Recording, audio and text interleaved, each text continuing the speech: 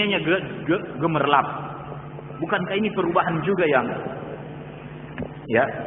Jemaah sekalian, man taraka syai'an lillah awadahu Allah khairan minhu.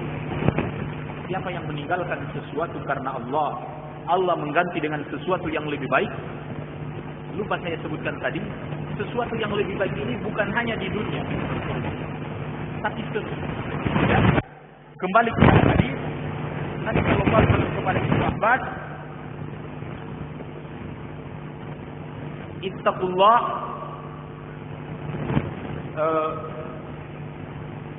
bagaimana? Di hadis yang ke-19 dari Imam Nawawi, ittaqullah aitsuma kunta. Ya, ihfazillaha yahfazka. Afwan. Nabi SAW bersabda, jagalah Allah, Allah Subhanahu wa taala akan menjagamu. Penjagaan Allah Subhanahu wa taala dunia dan akhirat. Ya, penjagaan dari Allah Subhanahu wa taala dunia dan akhirat. Nah, kebaikan yang Allah taala berikan ketika kita berubah bukan hanya perubahan dunia, tapi perubahan akhirat yang lebih baik. Kata para ulama, kebaikan yang akan didapat di dunia jelas keselamatan, kebaikan, bertambahnya rezeki. Kemudian di akhirat nanti kelapangan kubur, keringanan di hari hisab, dan juga surga Allah Subhanahu wa taala seluas langit dan bumi. Orang-orang yang menukar akidah, yang menukar iman dengan dunia, jangan dikira bahwa itulah keselamatan dan kesenangan mereka. Yang pertama ayat yang saya bacakan tadi, wa may yabtaghi ghairal islam dinan fala yuqbal minhu. Siapa yang mencari agama selain Islam, Allah tidak akan terima. Wa huwa fil akhirati minal khasirin. Dan di akhirat dia termasuk orang yang rugi. Dan apa? Nabi sallallahu alaihi wasallam mengatakan tentang istidraj. Ketika engkau melihat seseorang dalam keadaan nyaman atau baik, dalam keadaan baik atau nyaman, tapi dia lalai kepada Allah, tapi dia berbuat maksiat kepada Allah, fahuwa istidraj. Maka itulah istidraj. Istidraj kata para ulama, azab Allah yang dipercepat. Apa azab Allah yang dipercepat? Orang yang murtad, keluar dari Islam, tiba-tiba usahanya maju,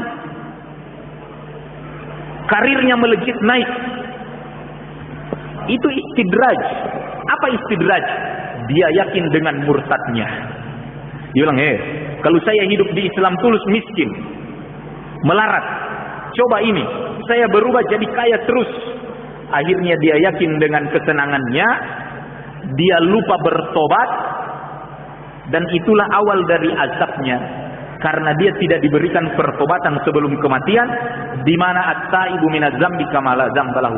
Orang yang tobat dari dosanya, orang yang bertobat dari dosa seperti orang yang tidak ada dosanya.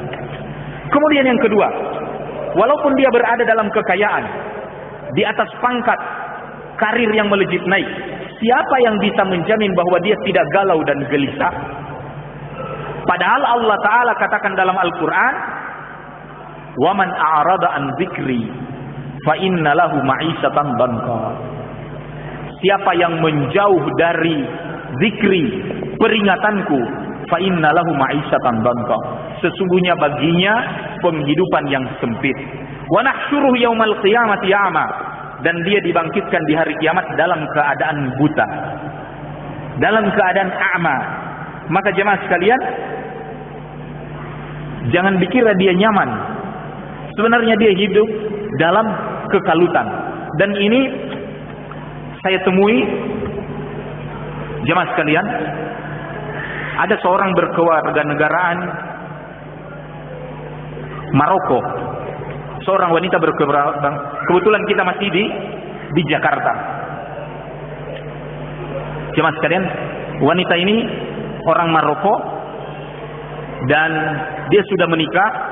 Tiba-tiba melalui ada orang Suria,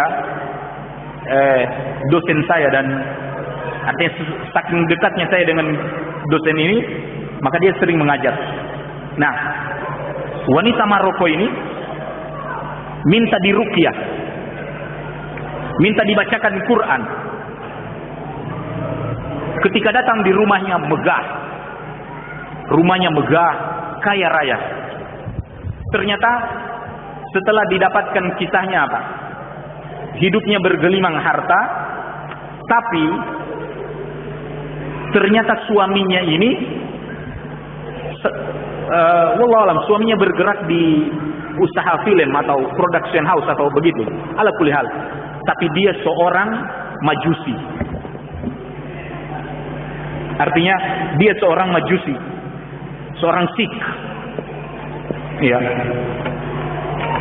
Oleh karenanya jemaah sekalian, ketika dia galau dengan kehidupan, dia bilang semua tidak nyaman. Dikira mobil baru yang bikin dia nyaman, atau rumahnya yang megah, atau pergi ke ujung dunia yang manapun berwisata. Tapi dia bilang dia tidak bahagia. Apa kata Syekh ini? Sebenarnya inilah penyebab engkau tidak bahagia ini. Kenapa? Engkau salah hidup. Salah juga mengambil pasangan hidup. Masa engkau seorang muslim, seorang muslimah, mengambil suami atau berpasangan seorang majusi? Bisa dipahami? Maka sebenarnya yang ruqyah itu ente sendiri. Bisa dipahami? Dan ini yang tidak menjamin keselamatan. Seorang yang murtad dari agama walaupun kekayaan sudah ada, tidak menjamin ikhwan. Ya.